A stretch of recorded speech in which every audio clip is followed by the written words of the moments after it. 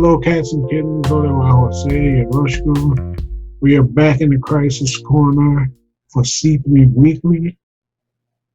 We're delving into the creative corner with a creator commentary. This week, we're doing our creative commentary on Shonen Double Feature. Taking a break from Intrepid for a little bit to deal with some lighter fare. Shonen Double Feature, which is a double feature book that we publish featuring the adventures of Brooklyn Blur and Lightning Rod. Our cover was created by none other than the incredible, fantabulous Kanan White, who is now a household name and an industry giant that has left me behind in the dust. But before he did, he created the cover for Shonen Double Feature #1. I think I just asked him to do samurai versions of Brooklyn Blur and Lightning Rod. Excuse the traffic outside. We do what we gotta do anyway. I just shot it to him, kick out a samurai version of Lightning Rod and Brooklyn Blur, and he did it. I mean, he did it to fantastic results. I mean, it's one of the hottest covers that we have in the stable. I mean, especially with the Second Wave Universe books. This is brilliant. It's beautiful. I mean, he even has Lightning Rod's logo as a tattoo, basically, which is awesome. And it captures their characters so well. Brooklyn Blur, cool. Lightning Rod, just that you can see the crazy in his eyes, you know what I mean? And that smirk, he just came and killed it. Thank you, sir. Anyway, so the idea behind Shonen Double Feature originally was supposed to be Weekly Shonen Crisis, which was going to be an anthology book with like 7 or 8 titles. That was back in our more ambitious days, and we thought we could crank out whatever we wanted, whenever we wanted. Turned out not to be so, but whatever. So Shonen Double Feature, I guess, was a compromise. If we couldn't do a book with 8 or 9 titles, we'd do a book with 2. Either way, I'm satisfied. This is premiered with the GI brand. What's up, Andrew? Hey. So it's the only PDF copy that I have to work with, so that's what I'm using. And like I say, awesome cover. Awesome cover. In terms of credits, and myself, story for Lightning Rod, Defender of Crimson. Issue 1 was titled Welcome to Crimson. Both of these were the stories, the opening stories were intro stories. Welcome to Crimson and Opening Day. Again, baseball themes run thick through this book. These are basically a couple of baseball mangas, to be honest with you, superhero baseball mangas, in a sense, and I do not apologize for loving baseball. I know everybody's ran off to football and basketball and all of that more exciting sports, but there's something so cool about a game that takes as long as it takes. I mean, it's 9 innings, and if you get a lot of hits, you could go from a 2.5 hour game to a 4-hour game. Just depends on what happens. And these 2 heroes, their alter egos, not their alter egos, but the heroes themselves, Lightning Rod and Daniela Haskins, love baseball dearly. Okay, they come from different sides of the tracks too. He's got a 20-year-old African-American woman, young lady, and a 15 or 16-year-old, suburban kid, Caucasian, whatever. But they love baseball dearly, and that is the only thing they have in common. Trust me. And just for a little bit more background, This is a book created of two people that currently don't know each other. They will at some point, but this is telling is a tale of two cities or tale of two characters, just two characters that don't know each other, but in a sense they know of each other. Their alter egos, their heroes, their hero identities. It is also a story about rivalries, because as you can tell, I'm a sports fan. I'm a huge sports fan. See, I got sports stuff all over the place.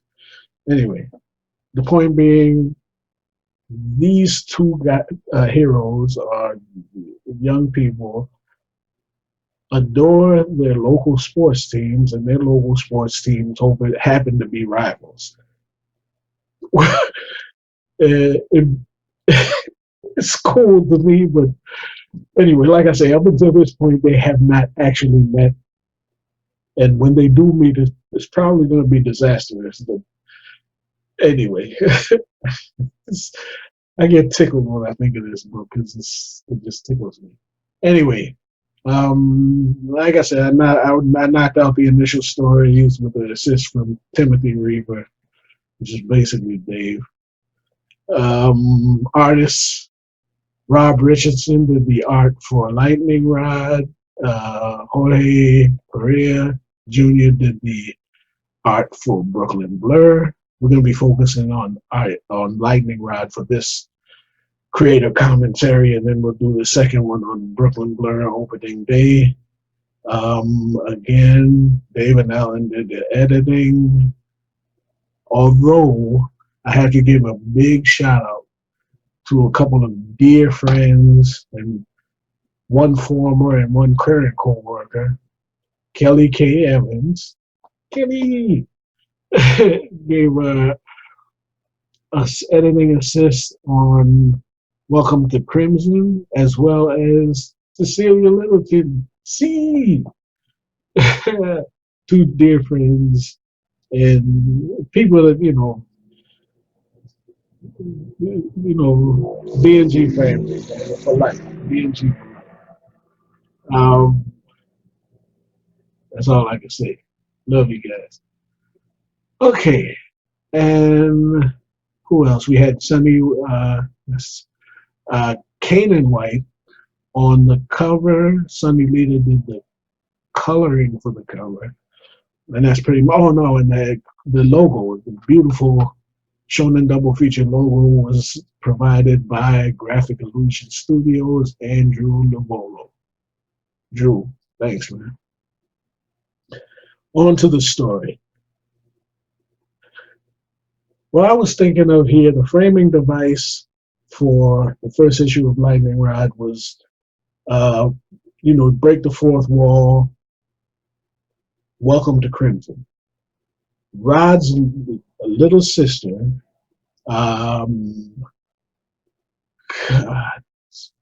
Patty, is welcoming the reader to Crimson. You, the reader, are being welcomed to Crimson by Patty's little sister.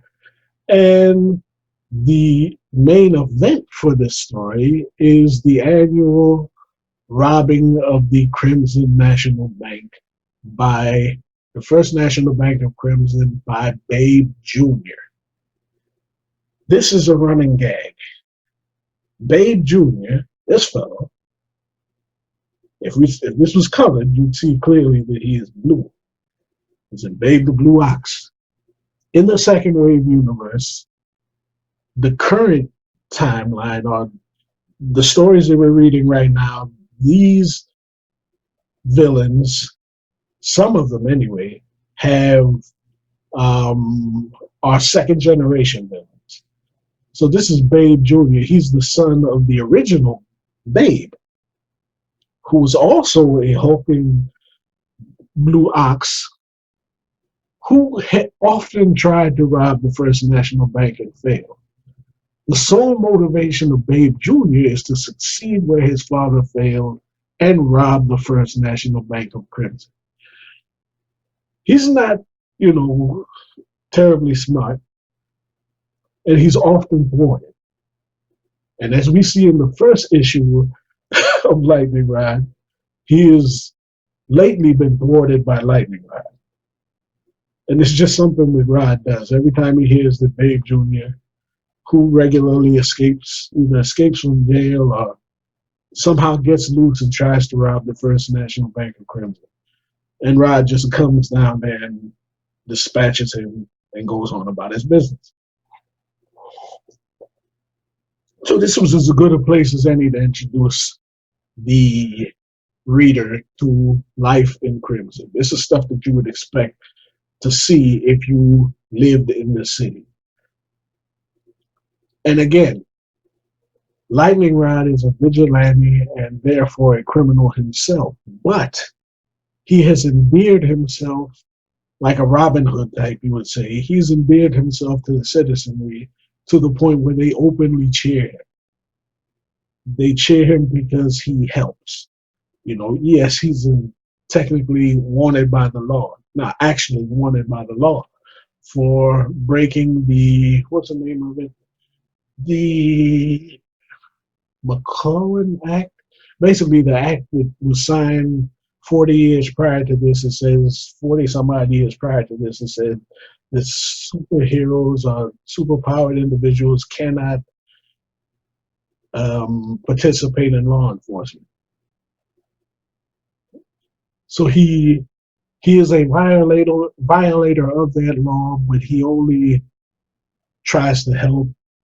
And the citizens of Crimson are actually, they're thankful. So they give him a pass because they figure he's just a kid, he doesn't know any better, and he helps more than he hurts. So there's that. So you see the law enforcement is basically trying to apprehend Babe, but they're not very effective because he's actually a very powerful, big blue ox, bulletproof, you know, they can't really stop him. Then Rod shows up, buffaloes him, throws a manhole cover at him, and the crowd goes wild. As you can see, let me blow this up a little bit. So the crowd, as you can see by the little hearts, they love Lightning Rod. They say it's him, you know, he's come to save us. Now, Babe doesn't take it too kindly, you know, he's saying it's you, and who is it? It's Lightning Rod. Okay, hooray, the crowd cheers. Now we meet Patty Lake. She introduces herself as also Lester Lake, her little brother. So you have the Lake family basically being introduced, although you don't meet their older brother yet. He's busy. Anyway, so we have the encounter of Lightning Rod's encounter. First of all, you know, we got our fourth wall breaking situation going there, which I don't use that often, but I kind of needed it as a framing device to get this done because there was a lot of exposition that had to be, you know, it was necessary exposition, so I tried to have as much fun with it as I could. But the actual encounter between Lightning Rod and Babe is lighthearted. The threat level isn't very high, and I kind of liken it to Bugs Bunny putting Pete Puma through the paces. Now, mind you, Babe Jr. is serious. He is dead serious about robbing this bank. It's his lifelong ambition. He wants the money, and it's not really even the money. He just wants to uphold the name of Babe, you know. Pops was trying to rob that bank, and he just never got the chance to, you know, close the deal. So I'm going to do this to uphold Dad's honor, okay? So, and, you know, as seriously as he's taking it, Rod's not taking it seriously at all.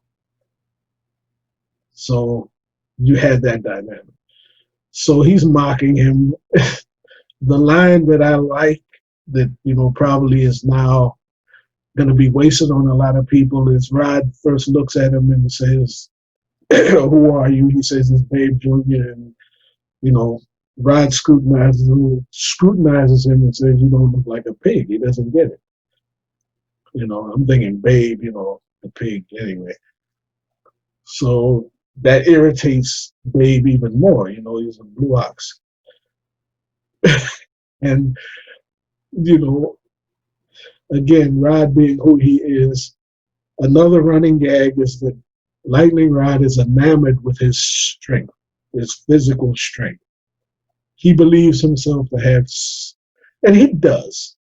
In fairness, he does have superhuman strength. To what degree depends on who you talk to. Anyway, so he takes the manhole cover and crunches it down into a little ball, and he's expecting this to terrify Babe, you know, and it just doesn't, because Babe is easily far stronger than him, and he demonstrates this by lifting a bus and throwing it at him, which puts Rod back on his heel, and Patty's exposition begins. I use her here to, in one page, which I'm in, I pat myself on the back for, to give the exposition of the heroic age, the first heroic age, how it fell, and the current situation with the superhero community, all in one page, and all illustrated by terrible drawings of her own. Now, this basically is a common trope in manga where a very capable, sometimes even a genius level person simply cannot draw. So I decided to use that for Patty, because she's not a genius per se, but she's highly intelligent for her age. I'm thinking she's over 10, or she might be 10, or a little bit older. She's younger than Rodney, and he's 16. She's somewhere around. I can't remember. I don't keep good track of this unless I look at the my notes. But anyway, she's a terrible artist, but she gives a good representation of. She puts over the exposition and brings us back. Like I say, in one page, I'm impressed with myself for being able to get that out. And it brings us back to Rod's battle, so to speak, with Babe, and he's basically doing a Muhammad Ali rope-a-dope. Babe is chasing him all over. He's chasing him from pillar to post and making no progress because Rod is easily faster than him. I mean, Lightning Rod. Come on, he surfs on lightning bolts. He's not going to catch him. Rod knows that, but Babe finds out too late, because by the time he's all puckered out and on his knees, and Rod's still mocking him, oh, come on, man, you almost got me. Don't give up. You want some water? You know what I'm saying? He's mocking this dude. But Babe takes the position that, yeah, I can't catch you, but you can't stop me, so I'm taking my money and leaving, and there's nothing you can do about it. Unfortunately, what he doesn't realize is that Rod, who is highly intelligent anyway, he has his moments anyway. He was delaying him so that the cops could take the money away. It's gone. There's nothing he can do about that. And this really cheeses him off, so he goes in for the kill, so to speak. Misses. Okay. And Rod continues to mock him. Come on, man, you got to do better than that. Right? He swings again, misses Rod and hits himself. Rod keeps mocking him. Babe keeps hitting himself because he misses, and he proceeds to beat himself into a pulp. All the while, Rod signing autographs and talking to the cops and so forth. I believe the chief of police was going to factor into the story. No, I don't think the chief is there. No, as a matter of fact, I know the chief is not there because Patty still has some more exposition to do.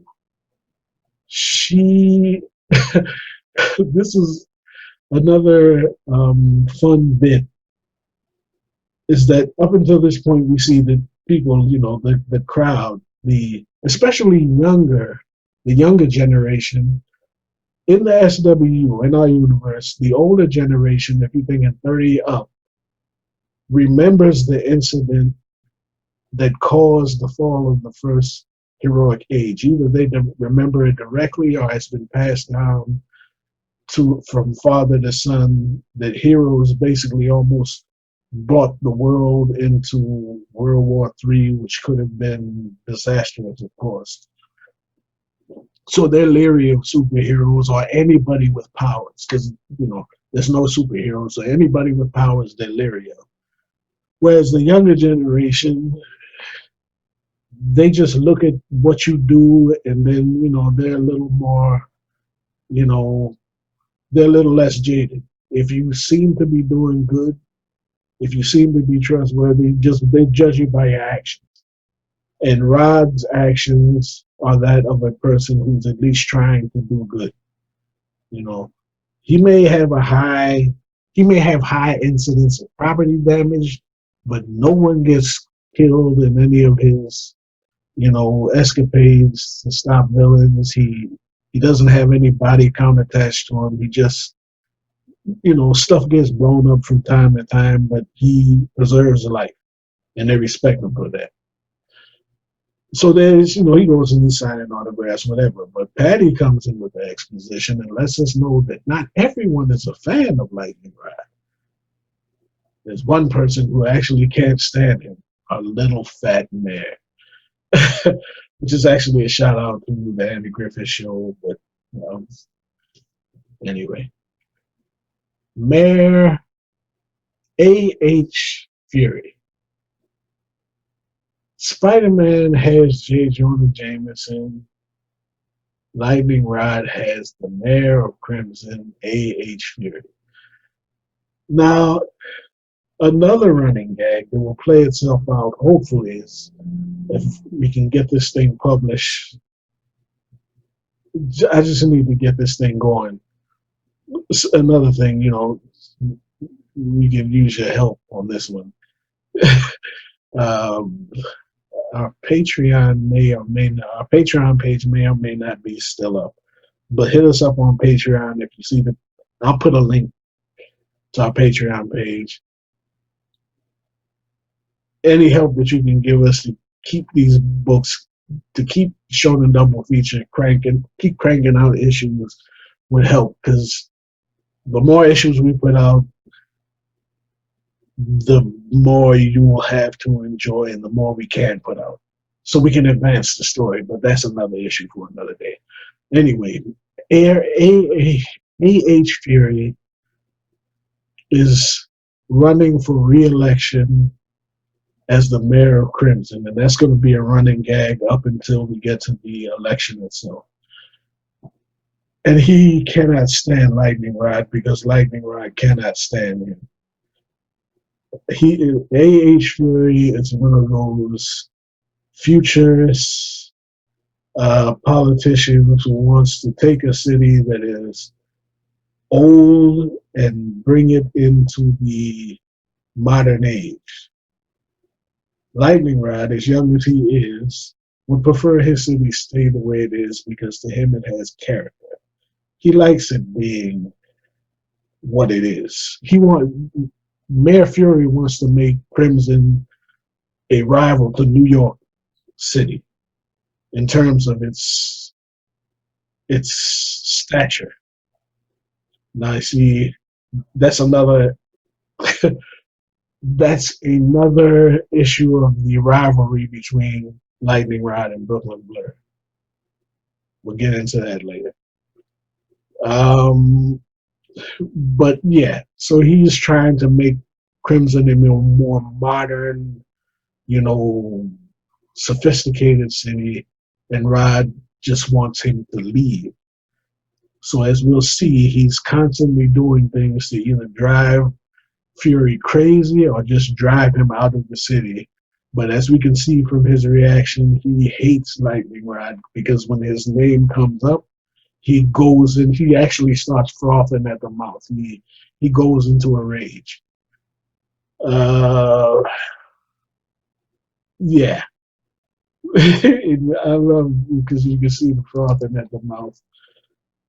And another issue is the fact that Lightning Rod may or may not actually be convinced that he is a reincarnation of Adolf Hitler, which is another wacky side story that is going to play itself out over time.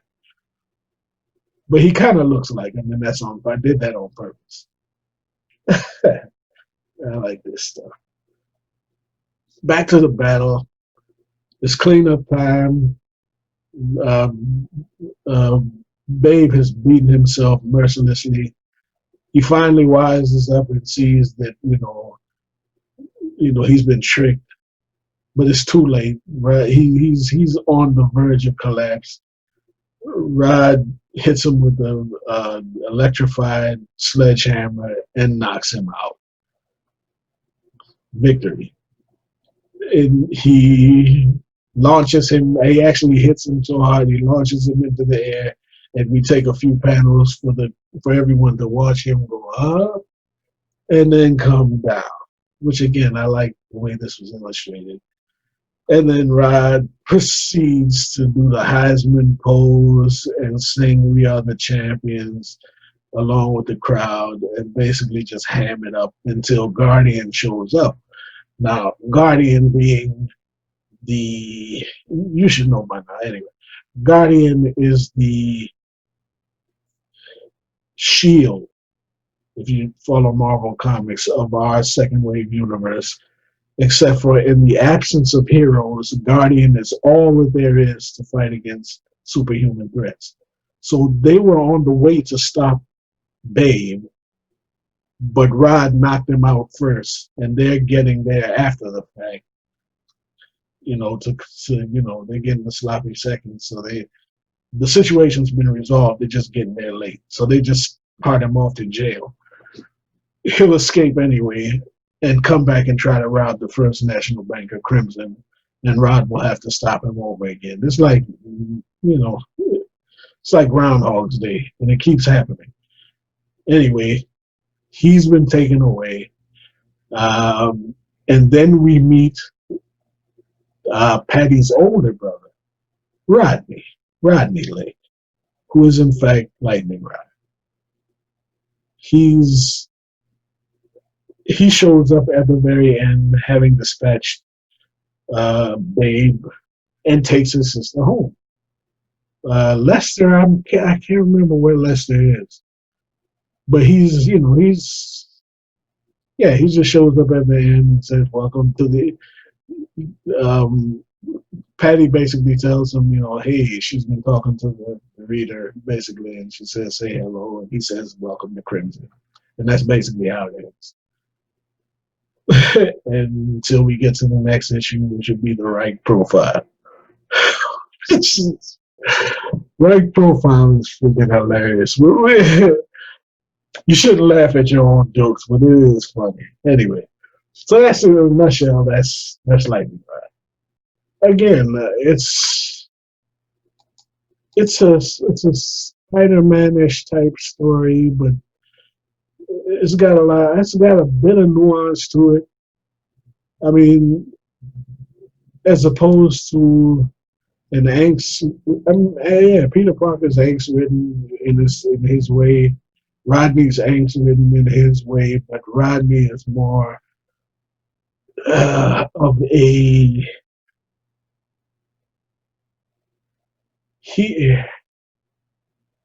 he is more neurotic than he is angst ridden. He has an axe to grind. He has a bone to pick with society and life itself. And when he suits up in his Lightning Rod, he's just out to have fun and help people, which are one and the same thing to him. So, yes, Lightning Rod is a release for Rodney Lake, whereas Rodney Lake is a more calculated and, as I say, neurotic and then to a sense vengeful type person, but we'll find out what he wants his revenge for as we go on to our story. He's an anti-hero in a sense. He's a heroic anti-hero who just really wants to live a pedestrian life and be left alone. It's a very unique story. It's a very unique story of a kid who wants to be a pedestrian. He wants to be unremarkable, but that's not going to happen. It simply will not happen. And we conclude with the wanted poster. Again, he's wanted for a violation of the, what's the name of it? Here, what is it? He wanted for violation of the,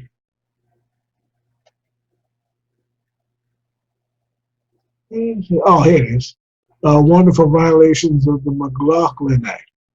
Multiple acts of election interference, stalking and harassing a public official, and multiple violations of the Federal Information Security Management Act. He is, Lightning Rod is a mess. He's a bit of a mess, but he means well. Caution, to date, Lightning Rod has not harmed any civilians while engaging in his crime-fighting activities. However, he has been responsible because of considerable property damage, possesses vast energy projection abilities, and claims to have superhuman strength. Approach caution. I love this character. I love writing him. I love working on this book. Again, Paranormal Protection Fund program of the United States Department of Health and Human Services is offering a reward of $650,000 for information leading directly to the apprehension or conviction of Lightning Rod. An additional $1 million is being offered by Crimson Mare A.H. Fury. And we also get the wanted poster for Babe Jr., who is wanted for a considerably less amount. Let me see. Reward from the Justice Program, United States Department